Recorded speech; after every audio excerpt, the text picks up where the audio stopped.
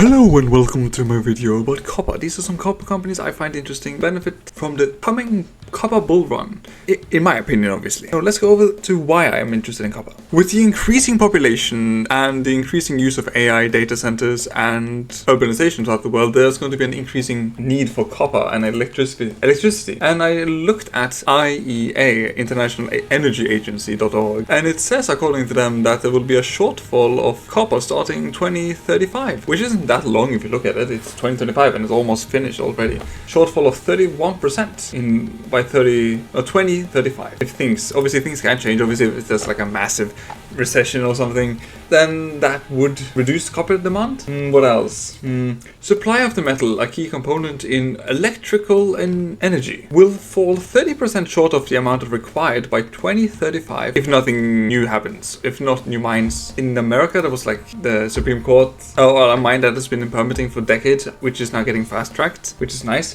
That company is not on the list. That's a company between Rio Tinto and BHP, which are like massive copper producers, but they are not mentioned in this video, by the way. So that's the reason why I'm interested in copper. Now, let's look at what's a little bit of a risk.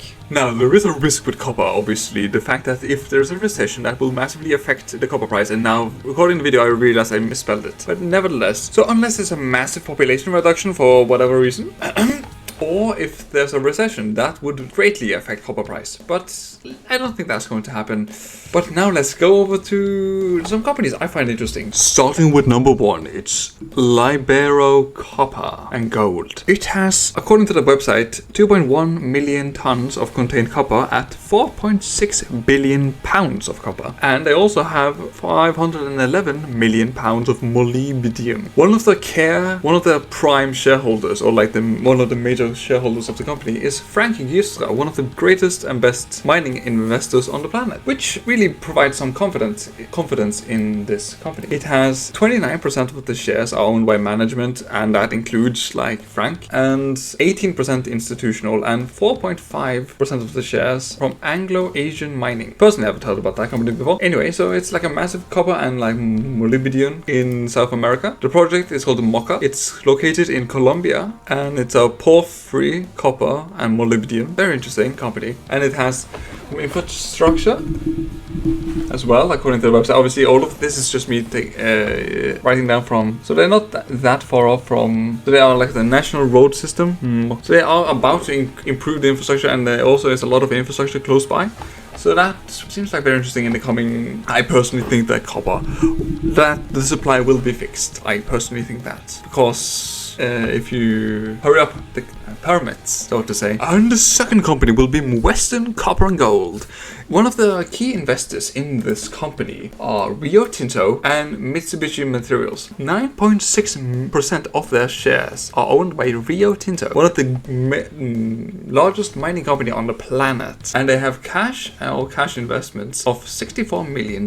They have 200 million shares outstanding. They have a market cap of 324 million Canadian dollars. Anyway, and as you can see here, you can see some of the info from the website where they have a lot, and I mean a lot of resource, which is why they are drawing the attention of like the major mining companies on the earth. According to the website, they have 7.6 billion pounds of measured and indicated of copper and 14 million ounces in measured and indicated resource, according to the website. So it's like literally, if this becomes a mine, it's going to be very interesting. It's going to produce enormous quantities of copper and gold, or like enormous. It has tremendous potential, that's what I'm saying. So, as an example, if we were to use, according to the website, if we use like $5 copper at $3,000 gold, that would be a net present value of 6.4 billion Canadian dollars, which, sounds very nice, it's very nice. The company is going to do very well in the future if it gets up and running in production, and if they don't have to, but I think this will be very fine. So this is one company. Obviously on this channel I mostly showcase like smaller companies, or it's a bit boring just talking about the major ones because it's not really that much upside, have to have a little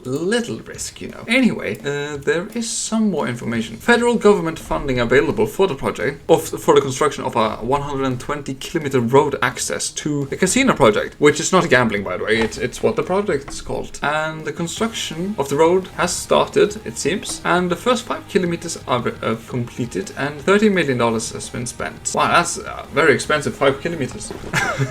Anyway, so it's got government support, and it's got support from some of the largest mining companies on the planet. So that's very interesting. Now let's go over to the third and final company on this list. Bear in mind, none of this is financial advice. This is just me being bored and talking about companies I find interesting at the current moment. I'm not invested in these companies, but they are interesting. And the final company on the list is Sandfire Resources, which is an Australian company, which is currently producing. And they have had tremendous revenue growth since 2023. Obviously, they had a little reduction in 2023, so but they have been like growing and growing, and it seems very interesting. And as you can see here are some of the stats, how much they have: 2.2 million tons of copper, 200 million ounces of silver, and 3 million tons of zinc, and 1.8 million tons of lead, according to their website. According to their mineral resource estimate of 10th of July 2024, they have 2.2 million tons of copper, 4.8 million tons of zinc, 1.8 million tons of lead, and 215 million ounces of silver. So, these have been some of the companies I find the most interesting that are like coppers, that aren't like major companies, but they have like some upside potential. As obviously it's a lot less risk investing in like major companies because they are more like established, whereas these are more getting started. Like this company is already producing compared to the first two that are in fact not producing but could produce. But they have tremendous funding from some of the greatest investors, so I think they would have some massive upside potential in the future, allegedly. But bear in mind, it's a very risky business and things can change if there's like a massive population reduction or like a, what's it called? What is it called? But copper is used for everything from like military to electronics. Like it's literally used everywhere. So with the current trajectory of like there being more people and more people in cities, copper will have an increased utility in my opinion, obviously. But bear in mind that a recession or a population reduction would obviously derail copper for a little while, wouldn't it? Anyway, I hope you've enjoyed this. Take care. Have a beautiful day. Peace.